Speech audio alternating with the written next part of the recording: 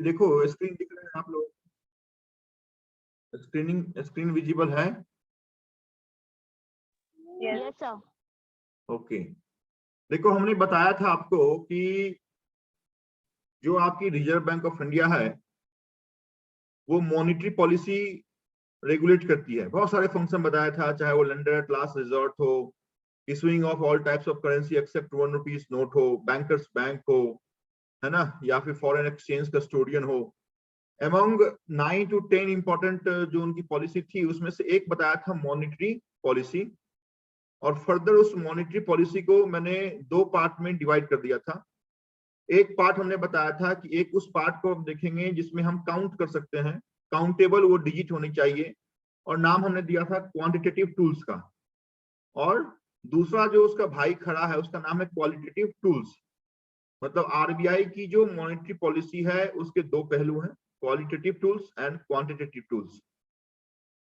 Quantitative tools में हमने कुछ रेट्स का, इंपॉर्टेंट रेट्स का बात किया, बैंक रेट बताया, सीआरआर बताया, रेपो रेट बताया, एसएलआर बताया, रिवर्स रेपो रेट बताया, एमएसएफ बताया। ये सब वो रेट हैं जो आपके मॉनेटरी पॉलिसी के दरमियान में चेंज होते हैं according to market demand and supply. ये रेट्स जो हैं वो चेंज होते हैं, चाहे वो बैंक रेट हो, चाहे वो कोई भी जो भी मॉनेटरी रेट्स हो। इन सभी का परसेंटेज बताया। ये भी बताया कि बैंक रेट और रेपो रेट वो रेट होता है जिस रेट पे रिजर्व बैंक ऑफ इंडिया दूसरे बैंकों को लोन देती है।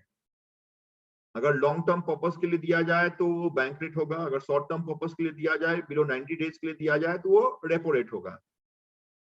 और जब आरबीआई लेगी दूसरे बैंकों से, किसी भी कमर्शियल बैंक से लोन, तो उसको हमने रिवर्स रेपो रेट का नाम दिया था। सीआरआर के बारे में हमने ये बताया था कि सीआरआर का full form cash reserve ratio है। एक ऐसा रिजर्व जो हर एक कमर्शियल बैंक आरबीआई के पास कैश के फॉर्म में रखती है विदाउट एनी इंटरेस्ट। और एसएलआर के बारे में वो बताया था कि एक बैंक अपने ही पास ये सर्टेन जो लिक्विडिटी है वो किसी भी फॉर्म में रखती है जिसको मार्केट में वो बैंक लेंड नहीं कर सकती है, किसी भी कस्टमर को या किसी भी टाइप के इन्वेस्टमेंट में पैसा नहीं लगा सकती है, एक रिजर्व के रूप में रखा जाता है। तो जो रिजर्व टूल है हमारे पास आरबीआई के पास, उसके दो ही नाम है, एक है सीआरआर, दूसरा है एसएलआर। ये वो नाम है जो हमने आपसे पहले डिस्कस कर लिया, आपको सारी बात बता दिया। जिस हेड के अंदर हमने ये नाम बताया उस हेड का नाम हमने आपको दिया था quantitative tools of monetary policy under Reserve Bank of India, which is Bankers Bank, established in the year 1935 on 1st of April with 5 crore paid up capital in Kolkata. Thereafter, we shifted the headquarters of RBI in the year 1937 and we nationalized Reserve Bank of India on 1st of January 1949. The first governor of RBI was Adam Smith. Second governor was James Taylor. C.D. Deshmukh was the first Indian governor of Reserve Bank of India, and present 25th governor of RBI is Shaktikant Das, along with 4 deputy governor. Tejal, उस 4 deputy governor का नाम बताओ जो RBI के governor के नीचे छोटे भाई के रूप में काम करते हैं। आज के डेट में ये 4 डिप्टी गवर्नर हैं, चारों का नाम मुझे चाहिए। तेजल डुम्बीवली, तेजल आवाज आ रही है? Yes sir.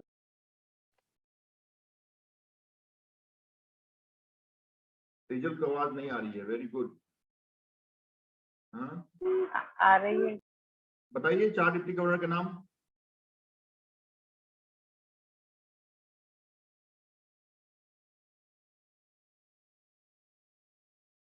No idea.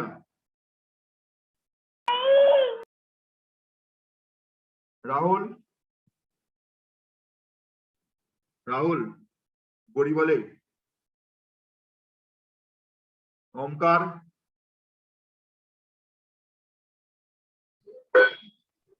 ईसा, जयलक्ष्मी,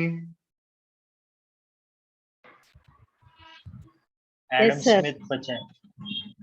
यस जयलक्ष्मी। हाँ सर, चेक करिए सर। यही है ना सर, DICGC, ये जो मैंने क्वेश्चन क्या पूछा वो बताओ। हाँ, आपने बोला आरबीआई का छोटा भाई का नाम बताओ, 4 करके बोला आपने। अच्छा, मैंने ये पूछा था। जी सर, आरबीआई का आपने पूछा ना सर। क्वेश्चन ध्यान से सुने। मैंने बोला आरबीआई के गवर्नर के नीचे हाँ 4 छोटे भाई डिप्टी गवर्नर ऑफ आरबीआई के रूप में काम करते हैं, उन 4 नाम मुझे चाहिए। मैं 4 सब्सिडरी का नाम नहीं पूछ रहा हूँ जो आप बता रही हैं, दे आर द जी 4 जी subsidiary of reserve bank of India. I am asking जी अबाउट द 4 बराबर हाँ name who are the deputy governor of RBI। जी बराबर। सॉरी सर, मैंने गलत बताया। चलो सही करो, कोई बात नहीं, गलत बताया तो सही करो उसको। हाँ चेक करें। तो पीछे अभी खोलने से कुछ भी नहीं होगा। Multiple times I have suggested before my lecture, at least on Saturday, go through my all ji previous lectures। जी तो ही बराबर आपको सर। अच्छा लगेगा, तो ही ऐसा लगेगा कि सर अगर मेरा नाम ले तो मैं माइक ऑन करूं। अदरवाइज जी मेरे क्वेश्चन से हमेशा बचने का कोशिश स्टूडेंट करते आए थे और करेंगे ही। जी सर। चलिए, आप लोगों का जी स्क्रीन दिख रहा है जिसमें क्वांटिटेटिव टूल्स लिखा हुआ है। Yes sir. स्क्रीन विजिबल है क्या? Yes sir. ओके। यस अभी सर। ध्यान से सुनो, आपके क्लर्कियल एग्जामिनेशन में डायरेक्ट ये पूछा जाता है कि which of the following is not a qualitative control या क्वालिटेटिव टूल्स या फिर क्वालिटेटिव मेथड्स ऑफ आरबीआई। तो आपको सिर्फ क्या करना है, आपको एक ऑड मैन आउट पर टिक करना है। जैसे खेलते आए थे ना कि क्या है, तो कौवा है, मैना है, पैरट है, और उसमें से एक ऑक्स को हमें ऑड मैन आउट करना था। सेम काम यहाँ भी होगा। क्लर्कियल एग्जामिनेशन में आपसे सिर्फ पूछा जाएगा क्वालिटेटिव में कौन से नहीं आते हैं, क्वांटिटेटिव में कौन से आते हैं, है ना। तो ऐसे करके क्वेश्चन पूछ जाएंगे फॉर क्लर्कियल एग्जामिनेशन। तो क्लर्कियल एग्जामिनेशन में जितना मैक्सिमम पैरामीटर जा सकता है वो आपके स्क्रीन पे आपको दिख रहा है। स्पष्ट मैंने लिखा है qualitative methods of monetary policy. तो एटलीस्ट अगर ये 6 नाम याद कर लेते हैं तो क्लर्कियल का तो बेड़ा पार है। कौन कौन से हैं? पहला है मार्जिन रिक्वायरमेंट, दूसरा है क्रेडिट रेगुलेशन, तीसरा है क्रेडिट रेशनिंग, चौथा है मोरल सुएशन, पांचवा है direct action and last is control by directives. देखिए, आज के क्लास में लिखने की संभवतः आप लोगों को जरूरत नहीं है क्योंकि ये जो मैं पढ़ा रहा हूं ये आपको दिख भी रहा है और same will be uploaded on website I think on same day और डे आफ्टर टुमारो। हमने जो भी लास्ट क्लास तक बातें की हैं वो आपके वेबसाइट पे अपलोडेड हैं। आप लोगों ने डाउनलोड किया? Yes sir. हमने जो लास्ट क्लास पढ़ा था organisation chief, headquarter, market segment, ये डाउनलोड किया आप लोगों ने? जी सर। कब किया मैडम? सर आज मॉर्निंग में ही। Okay good. What about orders?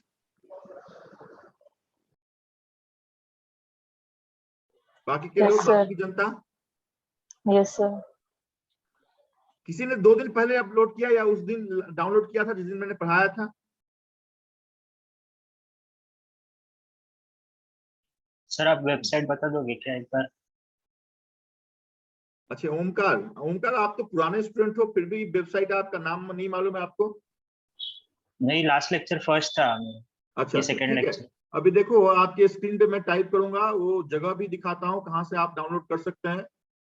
आपके दिख रहा है ना इसमें? Yes sir. हाँ, यहाँ पे टाइप करने का www.learnbeyond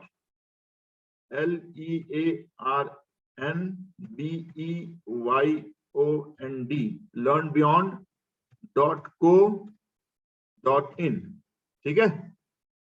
ओके सर। यहाँ पे जाने का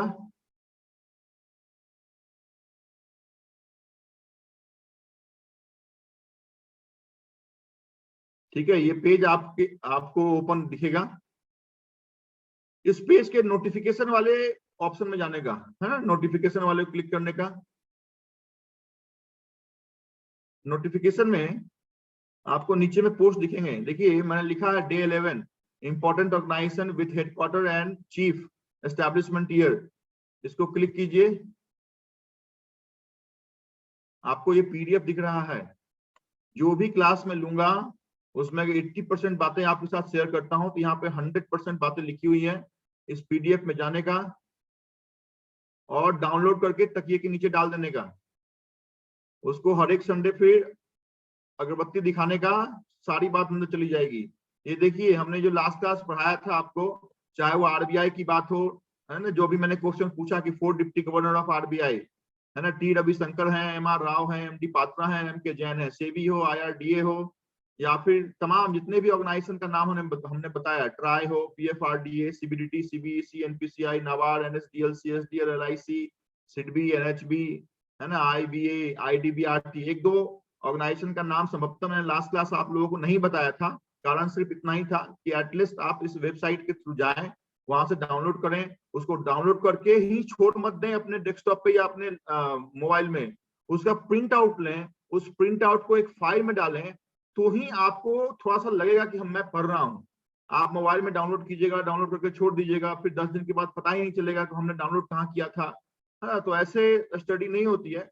डाउनलोड करें, उसका 2 रुपया लगे, 4 रुपया लगे, उसका प्रिंट आउट लें, उसका एक फोल्डर बनाए जनरल अवेयरनेस का, उसमें उस फोल्डर में डालें, फिर आपको आसानी से हार्ड कॉपी के थ्रू जाने में भी अच्छा लगेगा। चलिए, ओके, ये समझ में आया कहाँ से डाउनलोड करना है? Yes sir. Yes sir.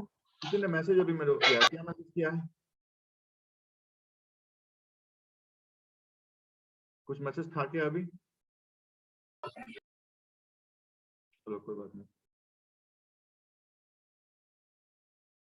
Okay.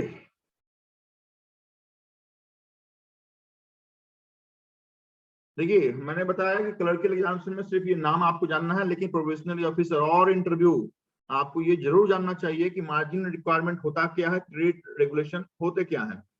तो जो एग्जैक्ट डेफिनेशन है वो आप तो संभवतः देख सकते हैं अपने स्क्रीन पे। तो एग्जैक्ट डेफिनेशन के गो थ्रू मैं नहीं करना चाहूंगा, नहीं, यहाँ पे सिर्फ आप मार्जिन रिक्वायरमेंट होता क्या है वो मैं आपको समझा देता हूँ। स्क्रीन पे दिख रहा है ना PDF? Yes sir.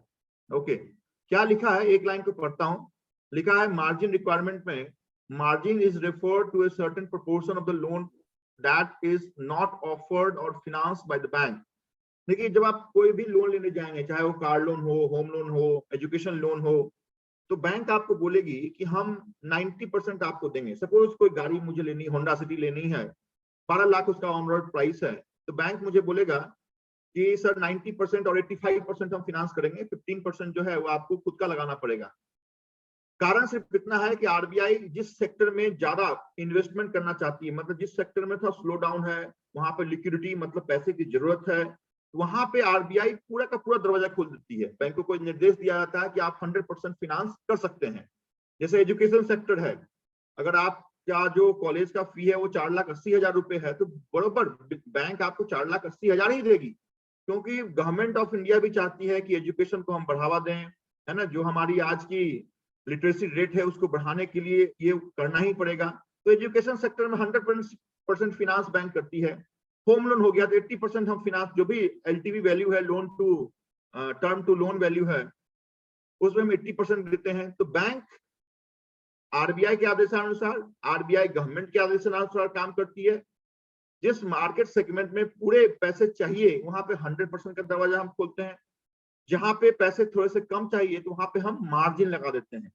ये जो मार्जिन है ये आपको मतलब कस्टमर को खुद भरना पड़ेगा, बाकी का जो 80% है, 70% है और 85% है वो बैंक आपको फाइनेंस करेगी। अभी आप अगर इस लाइन को पढ़ेंगे तो आपको समझ में आएगा कि मार्जिन रिक्वायरमेंट होता क्या है। फिर से फर्स्ट लाइन को मैं पढ़ता हूं। Margin is refer to the certain proportion of the loan amount that is not offered, जो बैंक ऑफर नहीं करती है और फाइनेंस नहीं करती है ना, that is called margin requirement. इतना ही डेफिनेशन संभवतः आप अपने इंटरव्यू में बोलेंगे तो उसका दिल जो है गार्डन हो जाएगा कि एटलीस्ट जो सामने वाला हमारा प्रोबेशनरी ऑफिसर है, स्पेशलिस्ट ऑफिसर है, उसको ये मार्जिन मालूम है कि मार्जिन रिक्वायरमेंट होता क्या है। अदरवाइज फॉर प्रोबेशनरी ऑफिसर और क्लर्कियल आपको सिर्फ ऑड मैन आउट करने के लिए ही आपके मेंस के एग्जामिनेशन में आएगा। इस कारण से ज्यादा वेटेज में मैं देना नहीं चाहता हूं इस पे कि आप पूरी की पूरी डेफिनेशन याद कीजिए, बशर्ते कंसेप्ट आपको मालूम होना चाहिए कि मार्जिन रिक्वायरमेंट होता क्या है। समझ में आया Deepali Gupta, what is margin requirement? Yes sir. Okay, next is credit regulation. एक लाइन में पढ़ता हूं, फिर क्रेडिट रेगुलेशन का मतलब आपको समझाता हूं। क्या लिखा है? तो हमने लिखा है in this instrument consumer credit supply is regulated through the installment of sale and hire purchase of consumer goods. Here features like installment amount, down payment, loan duration and everything is fixed. क्या होता है कि credit का मतलब होता है loan. सीधी सी बात है, बैंक दो चीजों में डील करती है, एक डिपॉजिट में, दूसरी एडवांस में। तो एडवांस का ही दूसरा नाम है क्रेडिट। जो हम किसी भी कस्टमर को फाइनेंस करते हैं उसको हम बोलते हैं क्रेडिट दिया है हमने। जैसे क्रेडिट कार्ड आप लेते हैं ना, तो आपने क्या किया, वो 50,000 रुपए का क्रेडिट ले लिया है। तो ये जो रेगुलेशन है, सीधी सी बात है, क्रेडिट का रेगुलेशन, तो रेगुलेशन कौन करेगा? स्वाभाविक सी बात है, रेगुलेशन वो करेगी जो रेगुलेटर होगी। तो आपके इंडिया में जो रेगुलेटर है, बैंकों के ऊपर जो बैंक है वही रेगुलेटर है, that is reserve bank of India. तो रिजर्व बैंक ऑफ इंडिया हर एक जितने भी क्रेडिट होते हैं, किसी भी टाइप के क्रेडिट हो, उन सभी का टेन्योर फिक्स करती है कि अगर होम लोन होगा तो हम 30 इयर्स मैक्सिमम के लिए देंगे, अगर कार लोन होगा तो हम 7 इयर्स के लिए आपको देंगे, अगर एजुकेशन लोन होगा तो हम 15 इयर्स के लिए देंगे। तो ये जो रेगुलेशन है, ये जो टर्म है, ये जो इंस्टॉलमेंट है, ये जो रेट ऑफ इंटरेस्ट है, चाहे फ्लोटिंग हो, चाहे वो EBLR हो, MCLR हो, ये सारी की सारी जो रेगुलेशन है ये RBI ही फिक्स करती है और इसी के तर्ज पे बैंक को काम करना पड़ता है। नहीं तो HDFC बोलेगी कि मैं 10 साल के लिए दूंगा, SBI बोलेगी मैं 20 साल के लिए दूंगा। तो जहां पे कस्टमर को अच्छा लगेगा कि वो हमें लंबे समय के लिए दे रहा है, वहां से वो लोन लेंगे। तो फिर बैंकों के बीच में कंपटीशन जो है वो रहेगा ही नहीं। तो कंपटीशन एंड ट्रांसपेरेंसी को मेंटेन करने के लिए जितने भी टाइप के क्रेडिट होते हैं, किसी भी टाइप का क्रेडिट हो, चाहे वो MSME क्रेडिट हो, चाहे वो SME क्रेडिट हो, चाहे वो P सेगमेंट क्रेडिट हो, चाहे वो एग्रीकल्चर एडवांसेस हो, चाहे वो SHG एडवांसेस हो, इन सभी का regulation reserve bank of India करती है। यहाँ पे दो ऑप्शन मैंने आपको बताया है, that is one is instalment amount, दूसरा इज डाउन पेमेंट, कि हम डाउन पेमेंट कितना करेंगे। कार लोन लेंगे तो कस्टमर कितना डाउन पेमेंट करेगा, इंस्टॉलमेंट कितने दिन तक भरेगा, कितना भरेगा, ये सारी बात क्रेडिट रेगुलेशन सेगमेंट के अंदर आती है, which is the part of qualitative measures of RBI. Next, this is very important, rationing of credit. यही क्वेश्चन आपसे बार बार SBI और RBI grade G, grade B, NABARD जैसे एग्जाम से पूछा गया है कि the meaning of rationing in credit line is which of the following। तो आप जान लें कि क्रेडिट रेशनिंग या फिर रेशनिंग ऑफ क्रेडिट का मतलब क्या होता है। This is very important for probationary officer और any officer grade examination. Credit rationing बिल्कुल लो लेवल लैंग्वेज में आप समझें, किसी भी लोन का अपर लिमिट फिक्स करना। फिर से बोलता हूं, किसी भी लोन का एक मैक्सिमम बेंचमार्क फिक्स करना इज कॉल्ड रेशनिंग। हमने एक रेशनिंग लगा दिया कि हम किसी भी कस्टमर को होम लोन देंगे तो 5 करोड़ रुपए से ज्यादा नहीं देंगे। हम किसी भी कस्टमर को एजुकेशन लोन देंगे इंडिया में पढ़ने के लिए तो 20 लाख से ज्यादा नहीं देंगे। This is called rationing of credit. Rationing of credit कुछ नहीं है, rationing of credit is fixing of upper limit of any credit. यहाँ पे एक लाइन में पढ़ता हूं, RBI fix a credit amount to be granted for commercial bank. Credit is given by limiting the amount available for each commercial bank. This is ये जो है ना, कौन सा, ये जो लिमिटिंग ऑफ अमाउंट है, यही आपके लिए सबसे इंपॉर्टेंट है। बाकी तो सब ठीक है, वो थ्योरी की बात है तो छोड़ दें। This limiting of amount, fixing of amount, fixing of upper limit of the credit, this is called rationing of credit. Shweta Jadhav, तुम भी बोली। Shweta, yes sir. समझ में आ रहा है? यस। इससे पहले कितने क्लास अटेंड किए आपने? सर किए बहुत। सब किए आज तक? लगता हाँ, है लास्ट लेक्चर नहीं किया था। लास्ट लेक्चर नहीं किया है। हाँ। RBI का नेशनलाइजेशन कब किया हमने?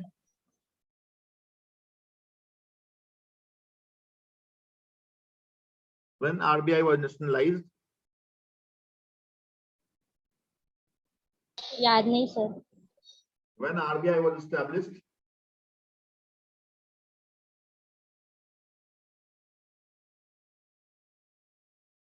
Who is the present governor of RBI?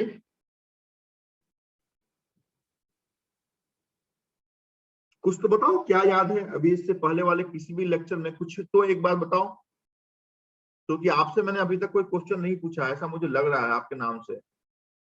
इस कारण से बीच क्लास में आपसे क्वेश्चन पूछ रहा हूं। आंसर देना का आपका कर्तव्य है, छोड़ूंगा तो मैं नहीं। क्या याद है आपको?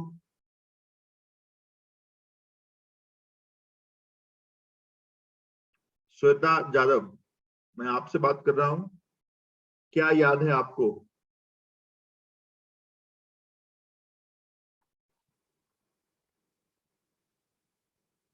डोंबिवली तक संभवतः मेरी आवाज नहीं पहुंच पा रही है।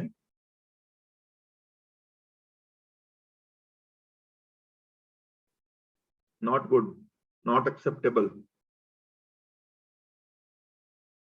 ये लेक्चर मैं खुद के लिए नहीं लेता हूं,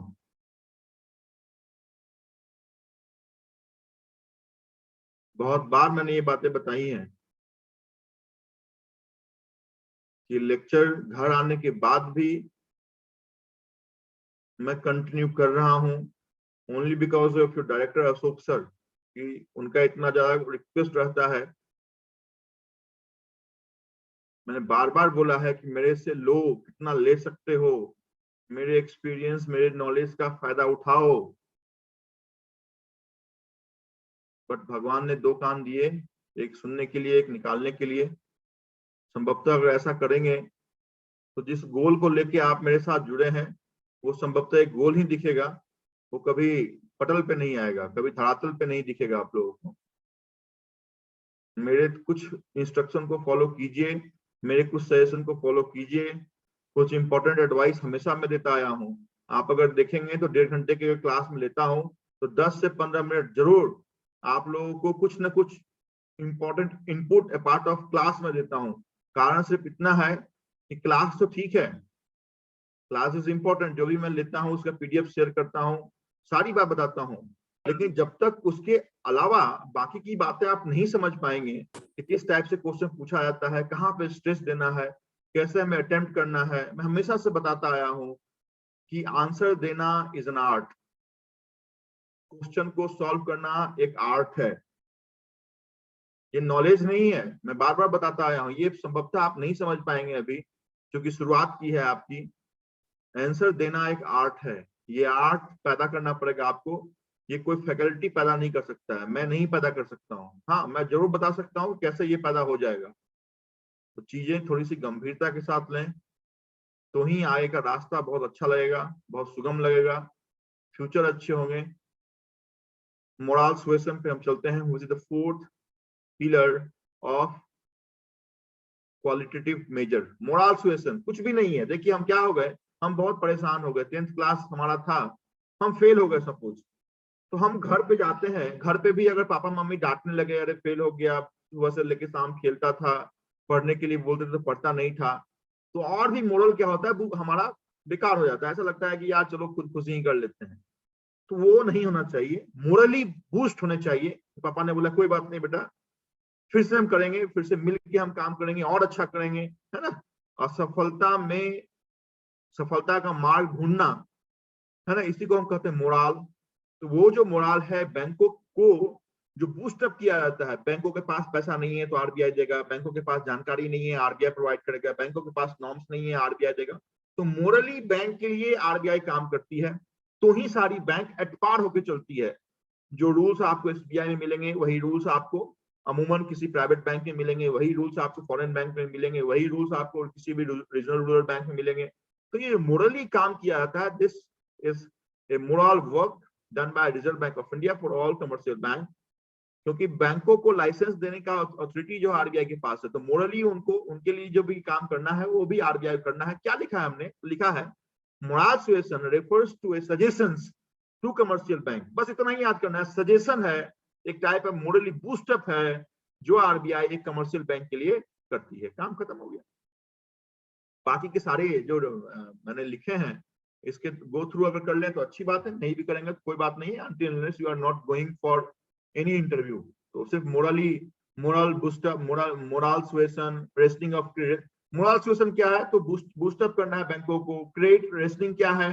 तो higher limit, upper limit fix करना है ना। तो ऐसे बस याद करना है, एक फर्स्ट लाइन तक याद करना। डायरेक्ट एक्शन, डायरेक्ट एक्शन के नाम से ही लग रहा है कि अगर सही ढंग से हम काम नहीं करेंगे, जैसे हम स्कूल में जाते हैं, सही ढंग से काम नहीं करते हैं तो क्लास टीचर जो है वो कुछ भी पनिशमेंट देता है। सेम काम यहाँ भी है। आरबीआई बोलती है आपको केवाईसी नॉर्म्स फॉलो करने, आरबीआई बोलती है मनी लॉन्ड्रिंग आपको फॉलो करने। अगर बैंक नहीं फॉलो करेगी तो उस पर एक्शन लिया जाएगा, उसके लाइसेंस को कैंसिल किया जाएगा। बहुत सारे बैंक आपने मुंबई में ही देखे, आपने थाने में ही देखे, है ना, जिसके लाइसेंस को कैंसिल कर दिया गया। What is the reason behind? क्योंकि आरबीआई का जो आदेश है, आरबीआई का जो इंस्ट्रक्शन है, अगर फादर के इंस्ट्रक्शन को बैंक फॉलो नहीं करेगी तो अल्टीमेटली जो एक्शन है वो लिया जाता है। तो सिमिलरली ये एक्शन आपकी आरबीआई लेती है क्वालिटी को मेंटेन करने के लिए। देखिए क्वालिटेटिव टूल्स का मतलब क्या है, तो सीधी सी एक बात आप जान लें, बैंकों की क्वालिटी को मेंटेन करने के लिए जो काम किए जाते हैं that is called qualitative tools, that is called qualitative methods.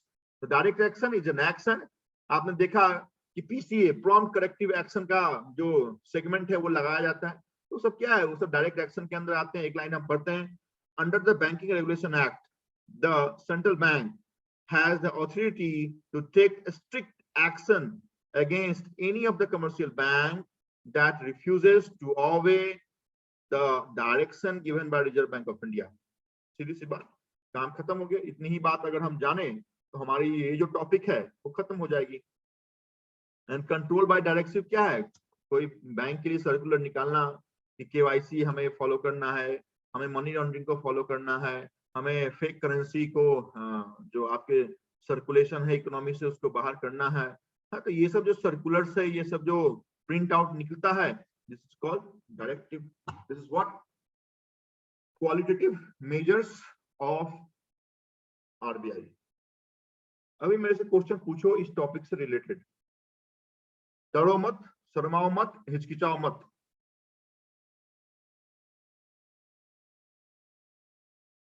सब सो गया लगता है। नहीं सर। क्वेश्चन विस्मया, विस्मया,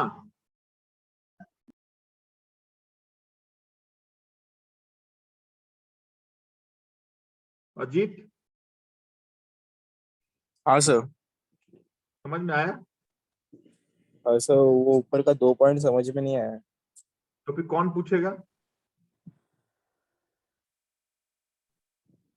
नहीं समझ में आया तो ये मैं आपसे पूछूंगा या आप मेरे से पूछेंगे? सर मैं पूछूंगा। अरे मेरे से क्यों डरते हो भाई? इतना यूजर फ्रेंडली मैं हूं फिर भी मेरे से लोग डरते हैं, पता नहीं क्यों। I am not your tutor, I am your friend. Friend की तरह मेरे से क्वेश्चन पूछिए, तब आपको जो दिल है वो उसमें थोड़ा सा अच्छा लगेगा, कि दिल में सुकून आएगा। एक टीचर की तरह मेरे को अगर आंकेंगे तो संभवतः उतनी बात आप नहीं समझ पाएंगे जितनी बात आपको समझनी चाहिए। जनरल अवेयरनेस बहुत आसान है, बट कंसेप्ट है यहाँ पे। कंसेप्ट समझ गए? हम मोरल सुएसन के डेफिनेशन को अगर याद करते रहे तो 3 दिन चले जाएंगे, फिर भी हमसे मोरल सुएसन का डेफिनेशन नहीं याद होगा। सिर्फ इतनी बात याद करनी है, fixing of upper limit is moral suasion. आपने क्या बोला? आपने बोला कि सर ऊपर के 2 हमें समझ में नहीं आए हैं, मार्जिन रिक्वायरमेंट समझ में नहीं आया है। आपके घर में कोई लोन चल रहा है? हाँ सर। कौन सा लोन चल रहा है? सर होम लोन चालू है। होम लोन चालू है। होम लोन घर को बनाने के लिए लिया था या फ्लैट को परचेज करने के लिए लिया था? सर फ्लैट को परचेस करने के लिए। फ्लैट को परचेज करने के लिए लिया था। आपके फादर ने लिया था? हाँ हाँ सर। फ्लैट का वैल्यू कितना था? सर 34 लाख फ्लैट का वैल्यू था। हाँ। वो वैल्यू फादर ने तो डिसाइड नहीं किया होगा, बिल्डर ने भी डिसाइड नहीं किया होगा, वो हाँ। तो बैंक का एक वैल्यूअर होगा जिसने गवर्नमेंट वैल्यू डिसाइड किया होगा। हाँ सर। करेक्ट? हाँ सर। अगर 34 लाख का वैल्यू था तो बैंक ने क्या आपको 34 लाख दिया? नहीं सर। कितना दिया? सर उसने बोला था आपको 20% पे करना पड़ेगा, उसके आगे का हम लोग लोन करेंगे।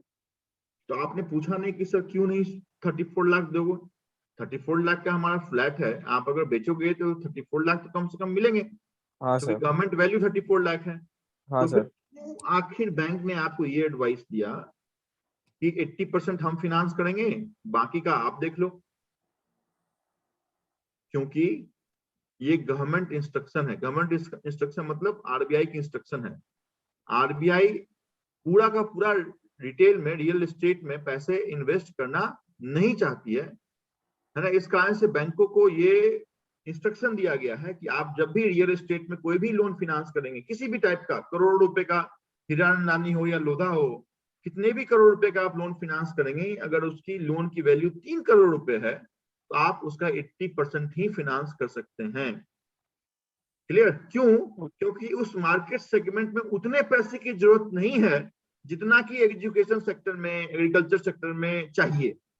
यही कारण है कि एजुकेशन सेक्टर या एग्रीकल्चर सेक्टर में अगर आप जाएंगे तो 100% लोन आपको मिलेगा, है ना। आप अगर किसी कुक्कुट उद्योग या पान का दुकान या फिर कुछ भी खोलना चाहते हैं, आपने अगर बोला कि 50,000 रुपए मेरा इन्वेस्टमेंट है, तो बैंक आपको 50,000 रुपए देगी, क्योंकि आरबीआई कहती है कि प्रायोरिटी सेक्टर के डेवलपमेंट के लिए 100% फाइनेंस कोई भी बैंक करेगी, तो करेगी तो बैंक फॉलो करेगी। यही कारण था कि आपको 34 लाख बैंक ने लोन नहीं दिया, आपको 34 लाख का जो 20% है खुद से लगाना पड़ा, बाकी के 80% आपको बैंक ने फाइनेंस दिया था, जो कि हमारा फर्स्ट बेंचमार्क है, that is margin requirement as per requirement of capital into market. Market में कितने कैपिटल की जरूरत है उसके हिसाब से मार्जिन फिक्स होता है कि कस्टमर का मार्जिन कितना होगा और बैंक का मार्जिन कितना होगा। अभी समझ में आया अजीत? हाँ सर। अजीत के माध्यम से बाकी लोगों को समझ में आया? Yes sir. Yes sir. Okay Ajit, आपका दूसरा क्वेश्चन था क्रेडिट रेगुलेशन। तो credit regulation is nothing except your tenure of loan, your instalment of loan, है ना। जो भी आपने जैसे होम लोन लिया तो किस बैंक से लिया? इससे लिया है, ये मुथूट फाइनेंस से लिया है सर, बैंक से नहीं लिया। Muthoot finance NBF, Muthoot finance is not bank, Muthoot finance is NBFC. हाँ तो सर। आपने जब मुथूट फाइनेंस से लोन लिया तो मुथूट फाइनेंस ने आपको बोला कि 20 इयर्स के लिए हम आपको लोन दे रहे हैं या हाँ 25 इयर्स के लिए लोन हम आपको दे रहे हैं। आपको हो सकता है कि 18,000 15,000 रुपए का ईएमआई दिया हो, ईएमआई जाता है, हाँ है सर। ना। तो ये जो आपको टेन्योर दिया गया, टेन्योर मतलब जो हाँ, ड्यूरेशन दिया गया है, ड्यूरेशन, यस टेन्योर दिया गया, ये ईएमआई दिया गया, है ना, या फिर जो भी फ्लेक्सिबिलिटी होगी, अगर रेपो रेट बैंक रेट कम होंगे तो आपका लोन ऑफ इंटरेस्ट भी कम हो जाएगा। तो ये सारा क्या है? रेगुलेशन है ना। तो एज पर आरबीआई डायरेक्टिव ये सारी चीजें फिक्स होती है, और ये जो फिक्स होती है किस हेड के अंदर फिक्स होती है, that is called credit regulation. Okay, yes sir. चलूं आगे?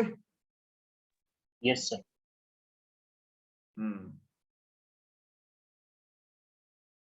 एक minute.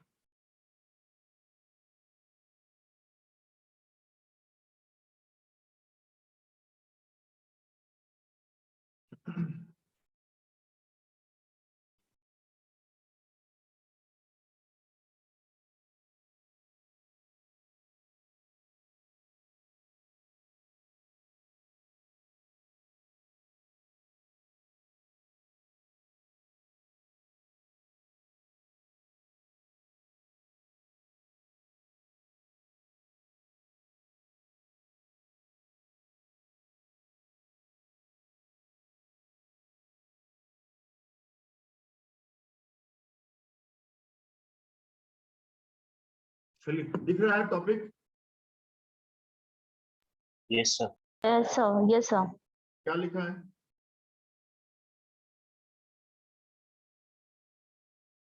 Types of bank. Types of bank. Bank. 2 minute इस टॉपिक के साथ आप कंटिन्यू करें। मेरे पानी का बोतल लिखा है।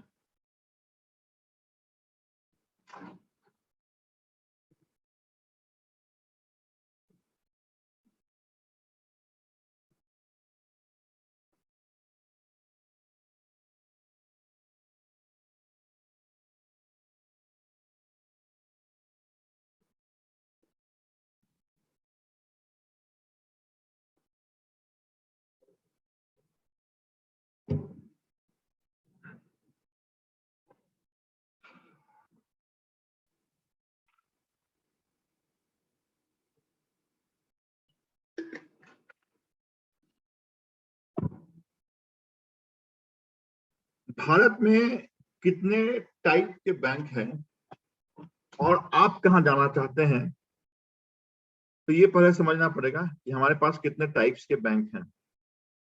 फिर उस टाइप्स के बैंक में जो इंपॉर्टेंट टाइप्स ऑफ बैंक हैं, जैसे नेशनलाइज बैंक क्या है, स्टेट बैंक ऑफ इंडिया का एस्टेब्लिशमेंट कब हुआ या क्या है, रूरल बैंक आरआरबी का एग्जाम होता है वो क्या है, नाबार्ड क्या है। तो ऐसे जो इंपॉर्टेंट सेगमेंट ऑफ बैंक्स हैं, डेवलपमेंट बैंक क्या है, प्राइवेट बैंक में ये जो एक्सिस बैंक आती हैं या एचडीएफसी बैंक, आईसीआईसीआई बैंक आती हैं, कोटक महिंद्रा बैंक आती हैं, तो इन बैंक का एस्टेब्लिशमेंट या फिर पंच लाइन क्या है उसको हम देखेंगे। बट इस पूरे मार्केट सेगमेंट में जो सबसे इंपॉर्टेंट बैंक आपके एग्जामिनेशन के अकॉर्डिंग है, उस बैंक का नाम है nationalise bank along with state bank of India. तो हमने जो लिखा है वो क्या लिखा है वो देखें। टाइप्स ऑफ बैंक में इतने टाइप्स ऑफ बैंक आपके इंडिया में काम करते हैं। कौन कौन सा बैंक है? तो पहला है कमर्शियल बैंक। कमर्शियल बैंक कुछ भी नहीं है, कमर्शियल बैंक वो बैंक होती है जो बैंक हमारे और आपके लिए काम करती है। This commercial bank may be A nationalised bank, may be a public sector bank और फॉरेन बैंक और आरआरबी और प्राइवेट बैंक, है ना, या कोऑपरेटिव बैंक। ये मतलब हमारे लिए जो दरवाजा ओपन है वो कमर्शियल बैंक का होगा। आगे चल के मैं बताऊंगा। दूसरा है public sector bank. Public sector bank हम उन बैंकों को बोलते हैं जो बैंक में भारत सरकार की हिस्सेदारी 51%, 51% और मोर हो।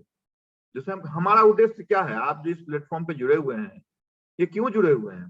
कारण सिर्फ एक है कि आप उस बैंक में जाना चाहते हैं जहां पे एक बार आपने ज्वाइन कर लिया तो संभवतः आपको कोई निकाल ना सके। तो ये बैंक वही बैंक है जो सरकारी बैंक है। उसी सरकारी बैंक का जो दूसरा नाम है वो नाम है पब्लिक सेक्टर बैंक। तो अभी आपसे पूछा जाएगा कि आप कहाँ जाना चाहते हैं, तो आपका आंसर पब्लिक सेक्टर बैंक होगा या नेशनलाइज्ड बैंक होगा? मेरे को बताओ जरा। ओमकार, ओमकार, अच्छा पब्लिक सेक्टर में। नेशनलाइज में जाना नहीं चाहते हो? नहीं ऐसी बात नहीं। तो फिर मुझे को ये पब्लिक सेक्टर बैंक और नेशनलाइज्ड बैंक में अंतर क्या है वो बताओ। जो पब्लिक मन में सेक्टर आता है वो बोलो, गलत हो सही हो वो मैं देख लूंगा। अभी मैंने पूरी बात बताई नहीं है, तो संभवतः आप गलत भी बोलेंगे तो एक्सेप्टेबल है मेरे लिए आज के दिन। पब्लिक सेक्टर बैंक में गवर्नमेंट का 51% स्टेक होता है या फिर होल्ड होता है। ठीक है। और नेशनलाइज्ड बैंक में नहीं पता। चलेगा। कोई इस पे प्रकाश डालना चाहते हैं? Sir nationalise, Deepali Gupta sir, nationalise bank में ही जाना चाहती हूँ बिकॉज नेशनलाइज बैंक के अंडर गवर्नमेंट आता है, जो गवर्नमेंट के थ्रू नेशनलाइज की गई है बैंक, लाइक यूनियन बैंक हो गया, बैंक ऑफ इंडिया हो गया, बैंक ऑफ बड़ौदा हो गया, सारस्वत बैंक हो गया। तो हम तो मतलब गवर्नमेंट एम्प्लॉय कहलाएंगे। सारस्वत बैंक नेशनलाइज्ड बैंक है? नहीं sir, sorry sorry, Saraswat bank नहीं, सॉरी गलती से निकल गया। ओके दीपाली गुप्ता, मेरे को ये बताइए कि पब्लिक सेक्टर बैंक में क्या गवर्नमेंट का हिस्सेदारी 51% नहीं रहता है? सर रहता है ना, बट पब्लिक सेक्टर बैंक में मतलब लेकिन 49% प्राइवेट का भी तो रहता है। तो जिस मान सम्मान से नेशनलाइज बैंक में हमें जॉब मिलती है वो पब्लिक सेक्टर में मान शायद नहीं सम्मान मिलती। का मतलब क्या? मतलब डेली जाएंगे तो माला पहना जाएगा क्या? नहीं सर, एक गवर्नमेंट एम्प्लॉय, वो गवर्नमेंट प्रॉपर एम्प्लॉय में आ जाता है। नेशनलाइज बैंक के अंडर जो भी वर्क करता है वो प्रॉपर गवर्नमेंट एम्प्लॉय कहलाता है। बट पब्लिक सेक्टर में 49% प्राइवेट का भी होता है। ठीक है, आपकी बात से मैं सहमत हूँ। मेरे को ये बताओ, मैं आपको 4 बैंक का नाम देता हूँ, इस बैंक में, इस 4 में से कौन से बैंक में आप जाना चाहती हो? बोलिए। पहला bank HDFC bank, second is bank of India, third is Canara bank and fourth is state bank of India.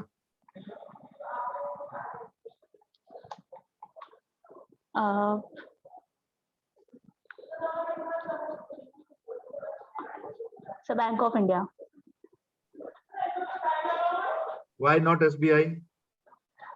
Sir SBI nationalise bank में नहीं आता है ना? मुझे तो नहीं पता, मैं आपसे नहीं, पूछ रहा हूँ। नेशनलाइज बैंक में नहीं आता, वो डिफरेंट, उसका एग्जाम कंडक्ट होता है, सारी चीजें अलग होती है। RBI के अंडर नहीं आता है नेशनल मतलब SBI, आपने बताया था। गलती हो गया मैंने गलत जानकारी दे दिया।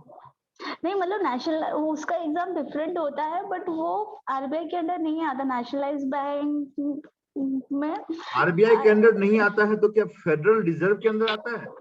अरे नहीं, मतलब नेशनलाइज बैंक के अंदर जो बैंक आती है उसको चलो कहा ठीक है, जाता है। ठीक है, ठीक है, ठीक है, समझ गया मैं आपकी भावनाओं को।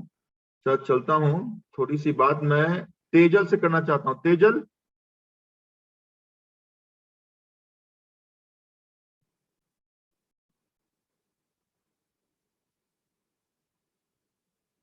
आज से क्लास में बहुत कम लोग जुड़े हुए हैं, ऐसा क्यों? सब छुट्टी मनाने गए हैं क्या? वो एसएससी का एग्जाम भी है ना, इसलिए। किसका एग्जाम है?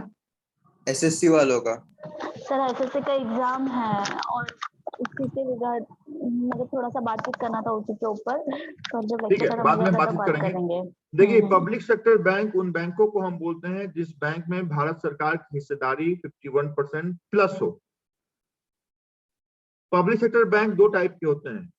आज के डेट में अगर पूछा जाए कि how many public sector bank in India, the answer will be 12। 12 ही ऐसे बैंक हैं जो पब्लिक सेक्टर बैंक होते हैं, जिनको हम सरकारी बैंक का नाम देते हैं। इस 12 पब्लिक सेक्टर बैंक में, इस 12 पब्लिक सेक्टर बैंक में 11 नेशनलाइज्ड बैंक हैं जो आपके IBPS के दरमियान में शामिल हैं, और एक स्टेट बैंक ऑफ इंडिया है। State bank of India is a public sector bank. अभी आप बोलेंगे कि सर फिर SBI और नेशनलाइज्ड बैंक में क्या अंतर है? तो आप जाने कि जितने भी बैंक आप देखते हैं, चाहे वो बैंक ऑफ इंडिया देखें, कैनरा बैंक देखें, यूनियन बैंक देखें, कॉर्पोरेशन बैंक जो मर्ज हो गया, इंडियन बैंक देखें, जितने भी बैंक आप देखते हैं जो IBPS में शामिल हैं, ये सारी की सारी बैंक एक प्राइवेट बैंक हुआ करती थी, जैसे आज के डेट में ICICI बैंक, HDFC बैंक काम करती है। 1969 और 1980 का वो दशक था जिस फेज में इंदिरा गांधी ने इन बैंकों को अपने अधीन करने का मतलब सरकारी पैसा 51% ज्यादा लगा के इन बैंकों को सरकारी किया। SBI कभी से प्राइवेट बैंक नहीं थी।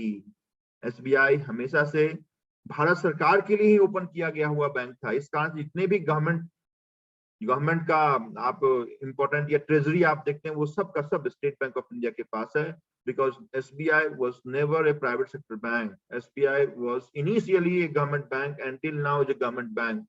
नेशनलाइज्ड बैंक हमने उन लोगों को बोला, उन बैंकों को बोला जो प्राइवेट थी, बाद में सरकारी हुई। अभी दीपाली कहाँ जाना चाहती हो? Sir SBI। हाँ?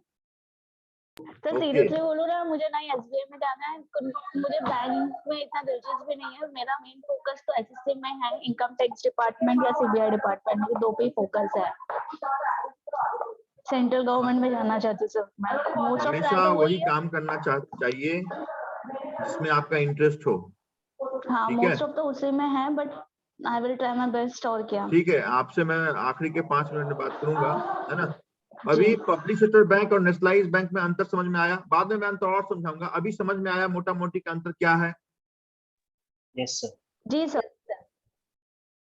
Yes, so you want to become the part of not nationalized bank, you want to become the part of public sector bank. Is it okay? Yes sir. Okay. Okay, next में हमने लिखा है development bank. क्या होता है development? हम bank देखेंगे, जैसे नाबार्ड है ना, सिडबी है, ये सब डेवलपमेंट बैंक की कैटेगरी में आते हैं। Here you can not open your account.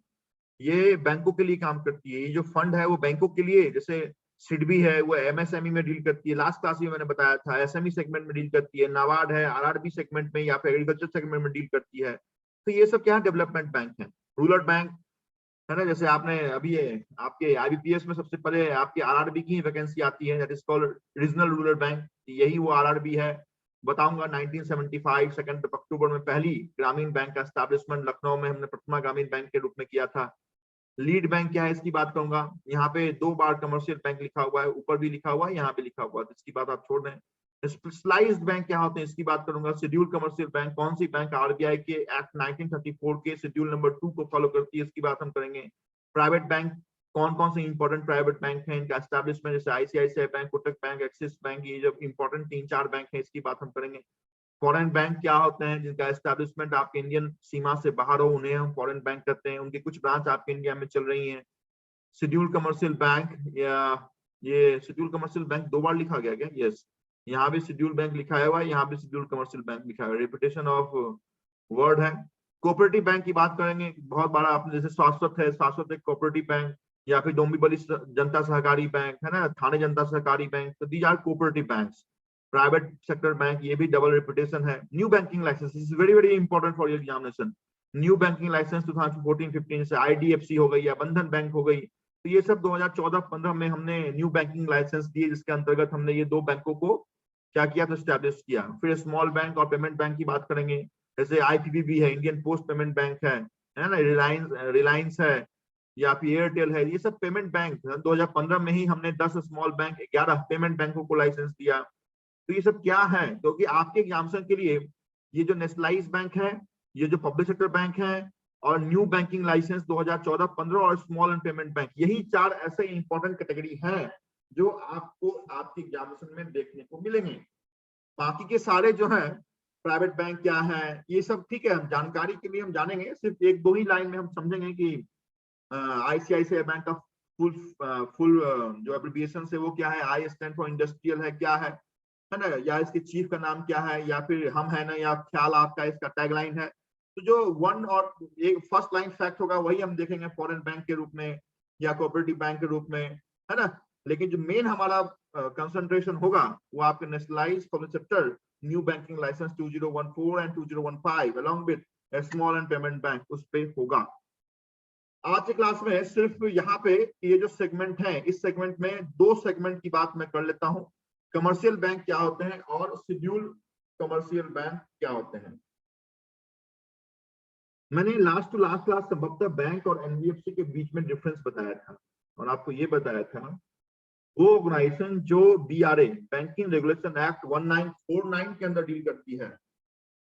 फिर से बोलता हूं, वो ऑर्गेनाइजेशन जो आपके बैंकिंग रेगुलेशन एक्ट 1949 के अंदर डील करती है उसको हम बैंक बोलते हैं, और वो ऑर्गेनाइजेशन जो आपके कंपनीज एक्ट 1956 जिसका नया स्वरूप 2013 का है उसमें डील करती है, उसको हम एनबीएफसीज बोलते हैं। जितने भी बैंक आपके इंडिया में है, जितने भी बैंक हैं जिसमें हम जा सकते हैं, हम जा सकते हैं क्या मतलब, हम जाके अपना कोई भी सेविंग अकाउंट या फिर करंट अकाउंट से जुड़ा हुआ काम कर सकते हैं। हम एसबीआई में जा सकते हैं, हम आईसीआईसीआई बैंक में जा सकते हैं, हम किसी कोऑपरेटिव बैंक में जा सकते हैं, हम रूरल बैंक में जा सकते हैं, हम अबू धाबी बैंक में जा सकते हैं। जितने भी बैंक हमारे लिए दरवाजा खुला रखती है, all banks considered as commercial bank. मेरे को अभी एक क्वेश्चन का आंसर ओमकार देगा। Omkar, yes sir. मैं ये 4 नाम लेता हूं, इस 4 नाम में से आपको एक नाम पे टिक मार्क करना है जो कमर्शियल बैंक नहीं है। Question is which of the following is not a commercial bank functioning in Indian economy. Okay sir. First, IDFC bank. Second, IPPB Indian post payment bank. Third, SIDBI SIDBI small industrial development bank of India. And fourth, state bank of India. इसमें से कौन commercial bank नहीं है? नहीं है। आपने choice सुना या फिर से रिपीट करूं? एक बार रिपीट कर। Okay, first is IPPB Indian post payment bank. Second is SIDBI, a small industrial development bank of India. Third, State Bank of India, and fourth, IDFC. IDFC नहीं, IDFC को मैं थोड़ा सा यहाँ बाजू कर देता हूँ, क्योंकि IDFC के बारे में मैंने बताया नहीं है, तो संभवतः आप IDFC पे ही टिक मार्क करेंगे। मैं IDFC की जगह बैंक ऑफ इंडिया को ला देता हूँ। अभी आंसर दीजिए। Sir SIDBI bank. SIDBI bank क्यों भाई? इसमें तो हम खोल सकते हैं अकाउंट। सर ये डेवलपमेंट बैंक है, इसमें अकाउंट नहीं खोल सकते। ऐसा आंसर आना चाहिए, दिल गार्डन हो जाता है। यस, सिडबी हो गया, नाबार्ड हो गया, ये सब ऐसे बैंक हैं जो हमारे से डील करती ही नहीं है, वो बैंकों से डील करती है। भाई आरबीआई हमारे से डील करेगी क्या? नो। नाबार्ड हमारे से डील करेगी क्या? हम जाएंगे अकाउंट खोलने के लिए, आरबीआई में खोलेगा क्या? हम बोलेंगे भाई आप तो बैंकर्स बैंक हैं, आप हमें 5% रेट ऑफ इंटरेस्ट दीजिए, लेकिन हमें लगता है कि एसबीआई से भी ज्यादा सेफर आप है, तो हम आपके पास अकाउंट खोलना चाहते हैं। No, why not? Because these banks are not commercial banks, do not deal with public, where you cannot open your CASA account. CASA stands for current account and saving account. Clear? तो आपने जो answer दिया है SIDBI, which is correct. SIDBI is a development bank which deals in, which is the regulator of MSME और SME segment, जो last class मैंने बात किया था। देखिए कमर्शियल बैंक में हमने क्या लिखा, हमने लिखा है a commercial bank is those where an individual can operate his or her CASA account, transfer of money, retail banking services available to an individual person. A commercial bank may be a public sector bank. स्पष्ट लिखा है, ये commercial bank public भी हो सकता है, nationalise भी हो सकता है, प्राइवेट भी हो सकता है, फॉरेन भी हो सकता है, आरआरबी भी हो सकता है, कोऑपरेटिव भी हो सकता है, कोऑपरेटिव संबंध नहीं लिखा, कोऑपरेटिव भी हो सकता है। Okay, yes sir. Commercial bank के लिए दिस इज मैंडेटरी। फिर से बोलता हूं, आज के क्लास की सबसे बड़ी बात मैं आपको अंकित कर रहा हूं, कमर्शियल बैंक के लिए this is mandatory to lend at least 40% of their advances in PSL. PSL is stand for priority sector lending. अभी सुने क्या होता है प्रायोरिटी सेक्टर? क्या होते हैं? तो प्रायोरिटी सेक्टर उस सेक्टर को हम बोलते हैं जो हमारी आधारभूत संरचना है, जिसके डेवलपमेंट के बिना हमारा ओवरऑल डेवलपमेंट नहीं होगा। अभी हमारी जो इंडियन इकोनॉमी है उसके 3 सेक्टर हैं। There are 3 sector of Indian economy. First is primary, secondary and tertiary. Primary का दोहन करके हम सेकेंडरी में वो काम करते हैं, और सेकेंडरी के तर्ज पे हम टर्सरी में अपना डेवलपमेंट दिखाते हैं। अभी संभवतः ये लाइन मेरी समझ में नहीं आई होगी, लेकिन मैं सेग्रीगेट करता हूं कि मैंने क्या बोला। प्राइमरी सेक्टर में आपका एग्रीकल्चर आता है। अभी आप कोई भी प्रोडक्ट उठा लें, अभी हमें अगर क्या करना है, हमें कोई भी प्रोडक्ट मैन्युफैक्चरिंग क्या हो गया, तो manufacturing is the part of secondary sector. जो भी डेवलपमेंट है, जो भी मैन्युफैक्चरिंग करते हैं, इंडस्ट्री बैठाते हैं, वो सब सेकेंडरी का पार्ट है। तो प्राइमरी से हम उन चीजों को लेते, सपोज शुगर केन हमने लिया, शुगर केन को हमने लिया, उसको मिल में हमने डाला, इंडस्ट्री में हमने डाला, और हमने उससे बनाया क्या, तो शुगर बनाया, और शुगर को हमने रिटेल या फिर होलसेल मार्केट के थ्रू मार्केट में ला दिया। तो हमने आखिर दिखाया तो कि हमारा सबसे ज्यादा जो डेवलपमेंट हुआ वो टर्सरी में हुआ, मतलब सर्विस में हुआ। क्यों? क्योंकि हमारे लिए सबसे बड़ा जो सेगमेंट है वो टर्सरी ही है। टर्सरी सेक्टर मतलब सर्विस सेक्टर, रिटेल हो गया, आउटलेट हो गया, बैंकिंग हो गया, है ना, ट्रेवल्स हो गया, टूरिज्म हो गया, केपीओ हो गया, बीपीओ हो गया, ये सब टर्सरी में हमारा आता है। तो प्राइमरी से लेके सेकेंडरी में हमने उसको मैन्युफैक्चर किया, टर्सरी में हमने उसको बेच दिया। अगर शुगर केन ही ना हो तो क्या टर्सरी में हम डेवलपमेंट कर पाएंगे? No sir. No sir. यही कारण है कि कमर्शियल बैंक को ये सख्त निर्देश दिए गए हैं कि अगर आप एक फाइनेंशियल ईयर में 100 रुपए का लैंडिंग करते हैं, 100 रुपए का लैंडिंग मतलब परसेंटेज में हम बात करें कि 100% अगर आप एडवांस देते हैं, उस 100 में 40 रुपीज आपको कहाँ बांटना है? प्राइमरी सेक्टर डेवलपमेंट पे। अब बैंक क्या बोलेगी? बैंक तो बोलेगी हमारा प्राइमरी में बहुत लॉस होता है, किसान लेते हैं और देते ही नहीं है, बोलते हैं कर्ज मुक्ति अभियान आएगा तो हम ई पेमेंट करेंगे। तो बैंक बोलेगी हमारे लिए सबसे जो सेफर लोन है वो होम लोन है, क्योंकि हमारे पास मॉर्गेज रहता है, कस्टमर अगर हमने नहीं रिपे किया तो हम उसको ऑक्शन कर सकते हैं। तो ऐसा चलता नहीं है ना। आरबीआई कहती है कि अगर 100% आपने लोन का एडवांसेस दिया है कंज्यूमर को, तो उस 100 में से 40% आपको एजुकेशन सेक्टर, एग्रीकल्चर सेक्टर के डेवलपमेंट पे देना ही है। समझ में आया? This is very very very important question for clerical हो, प्रोबेशनरी ऑफिसर हो, सारे एग्जामिनेशन के लिए।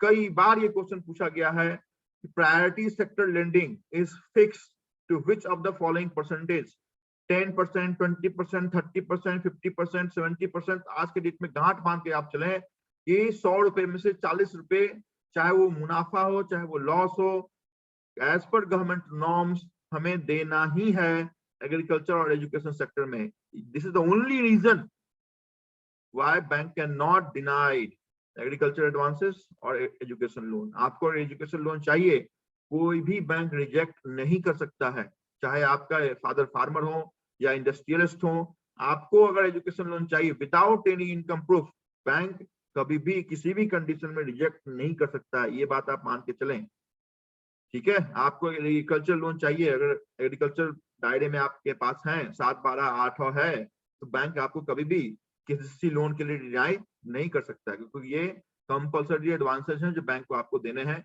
इतनी बात मैंने सिर्फ इस कारण से बताई क्योंकि आप सिर्फ एक ही परसेंटेज को आज के क्लास में याद रखें कि प्रायोरिटी सेक्टर लेंडिंग में कितने % बैंक को फाइनेंस करना कंपल्सरी है, that is called 40%। Clear?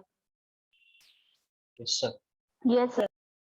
Segment के बाद हम दूसरे सेगमेंट पे आते हैं। उस सेगमेंट में क्लर्कियल से क्वेश्चन पूछे जाते हैं, प्रोबेशनरी ऑफिसर में क्वेश्चन नहीं पूछा जाएगा। कि scheduled banks are those banks which follow RBI act 1934 section number 2, RBI act 1934 section number 3, banking regulation act 1949 section number 2, banking regulation act 1949 section number 5।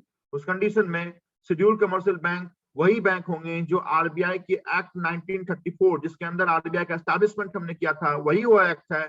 RBI act 1934 के schedule number 2 को follow करे। This schedule is very very important. Schedule number 2 and only 2, the bank which follow RBI Act 1934 schedule number 2, the banks will be considered as scheduled commercial bank. In India, except some cooperative banks, all banks are scheduled banks. जब भी आप किसी bank के दरवाजे के सामने से cross करें आज के दिन के बाद, तो संभवतः उसके बोर्ड पे ये लिखा हुआ जरूर पाए कि क्या लिखा हुआ है, शेड्यूल्ड कमर्शियल बैंक है या नॉन शेड्यूल्ड कमर्शियल बैंक है। तो जो आरबीआई की स्टैंडर्ड है कि फॉरेन एक्सचेंज में हम डील करेंगे, हम क्या करेंगे, तो हम रिटेल बैंकिंग में डील करेंगे, हम इन्वेस्टमेंट बैंकिंग में डील करेंगे। तो सारी अगर प्लेटफॉर्म पे वो बैंक डील कर रहा है, शेड्यूल्ड कमर्शियल बैंक है। अभी बहुत सारे कोऑपरेटिव बैंक हैं जिसमें इन्वेस्टमेंट आप नहीं कर सकते हैं, जिसमें आप यूएस पैसा नहीं भेज सकते हैं, तो सब नॉन शेड्यूल्ड कमर्शियल बैंक होगी। तो कौन किसमें डील करेगा या नहीं डील करेगा वो हमारा काम नहीं है। हमारा काम सिर्फ इतना है कि हमें वो बैंक याद करनी है जो शेड्यूल्ड कमर्शियल बैंक है, वो बैंक हमें याद करनी है शेड्यूल्ड कमर्शियल बैंक नहीं है। उन बैंकों के नाम हमें याद नहीं करने हैं, हमें सिर्फ वो दायरा याद करना है जिस दायरे के अंदर शेड्यूल और नॉन शेड्यूल का कंसेप्ट है। वो दायरा सिर्फ इतना है कि अगर 1934 के आरबीआई एक्ट के शेड्यूल 2 को फॉलो करेंगे तो शेड्यूल होंगे, अगर नहीं फॉलो करेंगे तो नॉन शेड्यूल होंगे। बस यही दो कंसेप्ट, यही दो पार्ट मैं आपके साथ आज शेयर करता हूं। संभवतः आज स्टूडेंट भी बहुत कम है, तो इस क्लास को मैं नेक्स्ट टाइम कंटिन्यू करूंगा, जिसमें जो नेशनलाइज्ड बैंक इंपॉर्टेंट कंसेप्ट है या स्टेट बैंक ऑफ इंडिया का एस्टैब्लिशमेंट है, उनकी उसकी बात मैं आपके साथ शेयर करूंगा। अभी इस क्लास के तर्ज से थोड़ा सा हटके आपके मन में कोई क्वेश्चन है तो पूछें। सर ये एसएससी का एग्जाम चालू है, तो मतलब जितना मैंने यूट्यूब पे देखा है तो सारे बच्चों का कमेंट यही आ रहा है कि जो जीके के क्वेश्चंस पूछे गए वो 2021 के करंट अफेयर्स के ऊपर पूछे गए। सो मतलब सर कंसेप्ट समझ में नहीं आया कि 2021 के क्वेश्चंस क्यों पूछे गए हैं। मतलब फ्रॉम दी आई थिंक 2020 के भी लास्ट 2020 के भी पूछे हैं। नहीं देखो, एसएससी में जो करंट अफेयर्स पूछे आते हैं ना, एसएससी की करंट अफेयर्स की बात मैं कर रहा हूँ, बैंकिंग का नहीं। एसएससी के जो करंट अफेयर्स पूछे आते हैं, अगर आज के दिन में वो एग्जाम हुआ है तो आप 7 महीने पुराने करंट अफेयर्स आपको याद होना चाहिए। मतलब जुलाई 21 ऑनवर्ड्स जुलाई से लेके फरवरी तक, मार्च का भी नहीं, जुलाई से लेके फेब तक के सारी बातें आपको मालूम होनी चाहिए, तो एसएससी का वो करंट अफेयर्स होगा। जैसे बैंकिंग की बात हम करें तो दिसंबर से ही भी देख लिया तो काफी था, लेकिन एसएससी में ऐसा नहीं होता। एसएससी क्या करती है, 8 महीने पुरानी इफेक्ट आपसे पूछ लेगी करंट अफेयर्स के रूप में, है ना। सर ये लोगों ने सर 2029 के भी क्वेश्चन पूछे। इस बार का जो जीके है ना बहुत ज्यादा टफ आया। मोस्ट ऑफ 15 से 17 क्वेश्चन तो सिर्फ ये करंट अफेयर्स के ऊपर थे, बाकी तो और बाकी क्वेश्चंस 3 से 4 question most of article based questions थे। तो आज तक कभी मतलब ये लोगों ने ऐसे नहीं किया है। बहुत ज्यादा टफ है इस बार का जीके।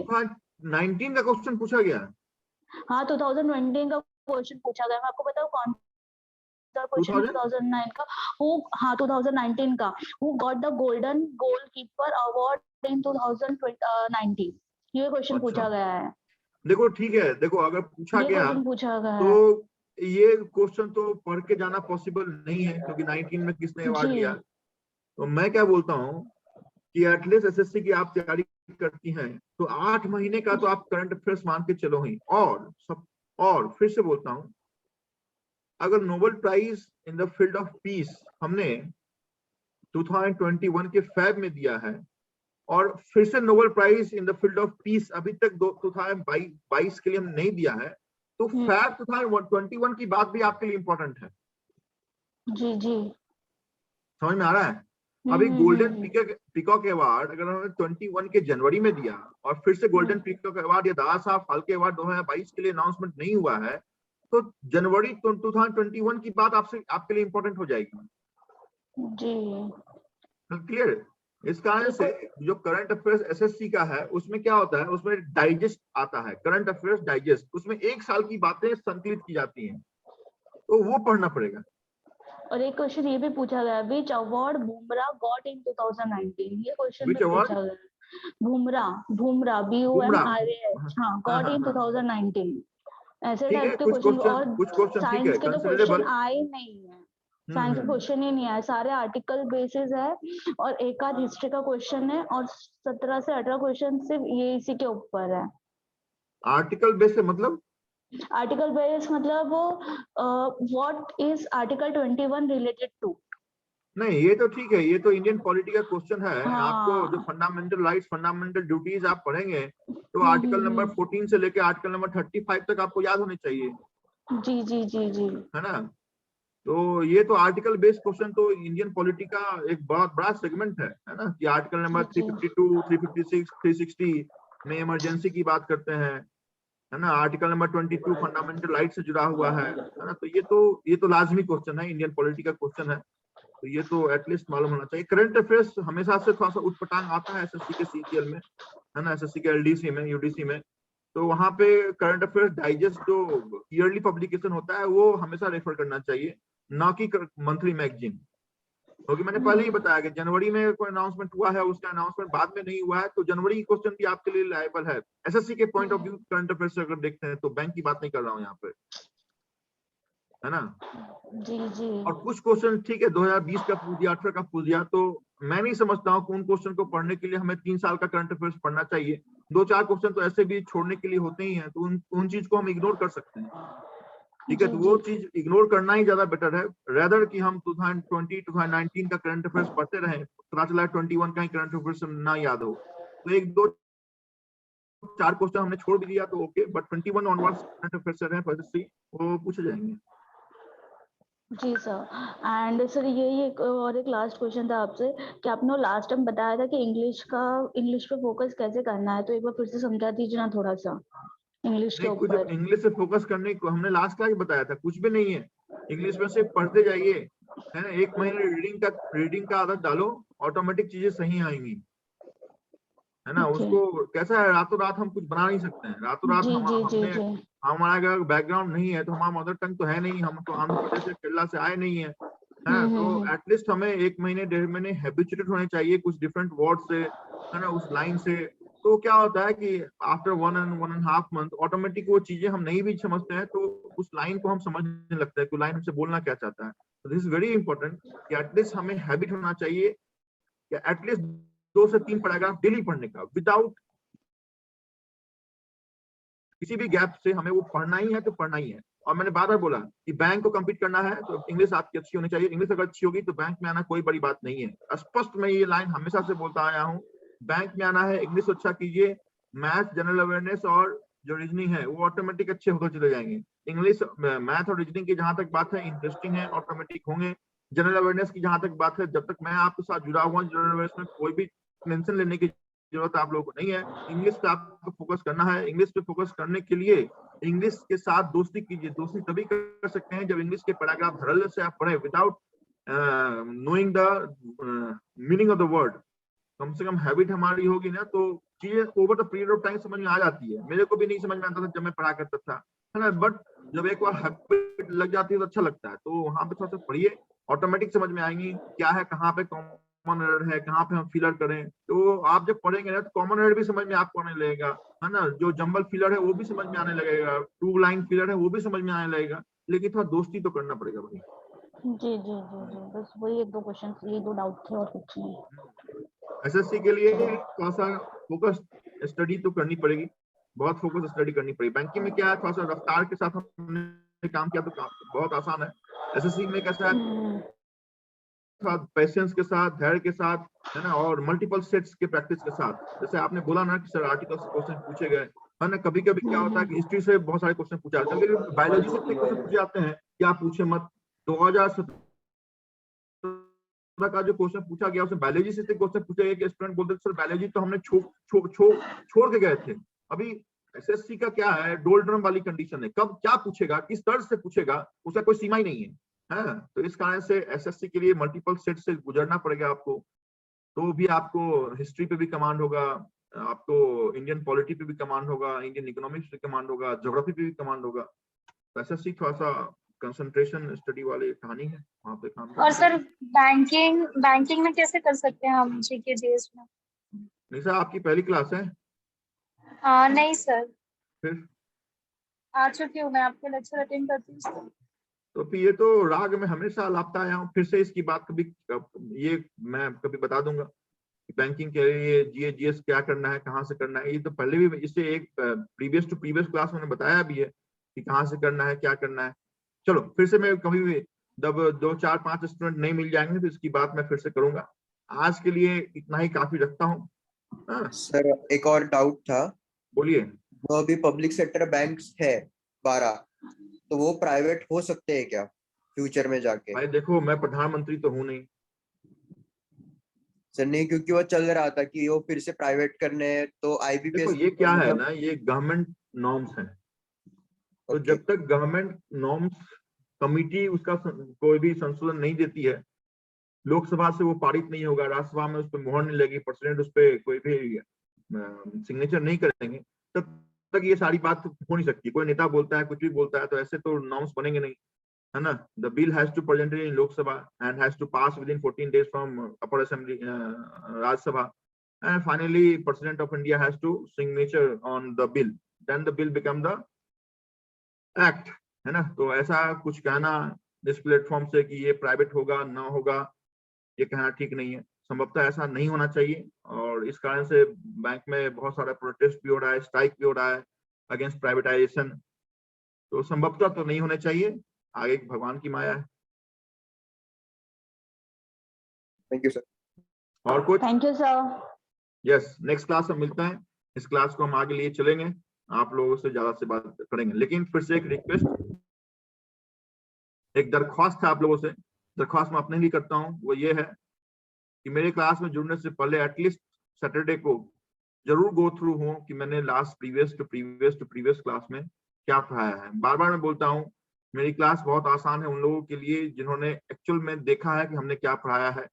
मेरी क्लास उनके लिए बहुत बोरिंग या बहुत टफ लगेगी, और ऐसा लगेगा कि सर कहीं ईसा का तो नाम नहीं ले लें, सर कहीं राहुल का तो नाम नहीं ले लें, ओमकार का तो नाम नहीं ले लें, प्रतीक का तो नाम नहीं ले लें। तो फिर उन लोगों के मन में रहेगा कि अगर सर नाम लेंगे तो माइक ही ऑन नहीं करेंगे। तो उनके लिए टफ है, और टफ उनके लिए नहीं है, उनके फ्यूचर के लिए है। अगर मेरे से बात नहीं कीजिएगा, मेरे क्वेश्चन का आंसर आप सही या गलत नहीं दीजिएगा, तो फिर ये क्लास ना तो मैं अपने लिए लेता हूँ, है ना, ये क्लास मैं आप लोगों के लिए लेता हूँ। मैंने पहले ही बताया कि मेरे इस 12-13 साल के जो टीचिंग का एक्सपीरियंस है उससे लें आप, है ना, उससे लेंगे तो भविष्य संभवतः आपका उज्जवल होगा। नहीं तो फिर तो दुनिया चल रही है, कहीं ना कहीं मिलेंगे किसी न किसी मोड पे। Okay, good day. Thank you sir. Thank you, sir. Thank you, sir. Thank you, sir.